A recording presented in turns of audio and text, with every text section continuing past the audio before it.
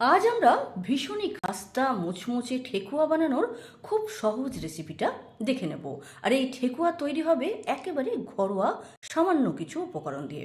তো কি করব, ঠেকুয়া বানানোর জন্য প্রথমেই আমরা নিয়ে নেব আটা, সুজি, মৌরি, ছোট এলাচ পাউডার, নারকেল পাউডার, ঘি এবং পরিমাণ মতো চিনি পাউডার।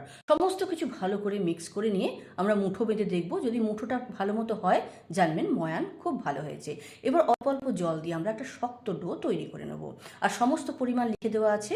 15 মিনিট থেকে আধ ঘন্টা আমরা রেস্টে রাখবো। তারপরে রেস্টের পরে আমরা ছোট ছোট লেচি কেটে নিয়ে হাতে তালু দিয়ে আমরা একটু চ্যাপটা মতো করে নেব।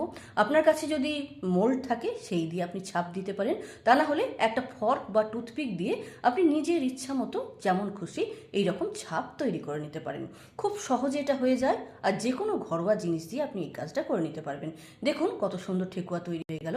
এবার আগে থেকে তেল গরম করতে বসিয়েছি। মিডিয়াম গরম তেলে এটা ছাড়বো আর আঁচটা রাখবো মিডিয়ামে। এইভাবে এপিট ওপিট করে সুন্দর করে লাল লাল করে ভেজে নেব। আর দুটো পিঠ যখন লাল লাল হয়ে যাবে অবশ্যই সিমে ভাজবো আমরা এপিট ওপিট করে, তারপর আমরা তেল থেকে তুলে নেব। তো সমস্ত ঠেকুয়াগুলো আমার ভাজা হয়ে গেছে।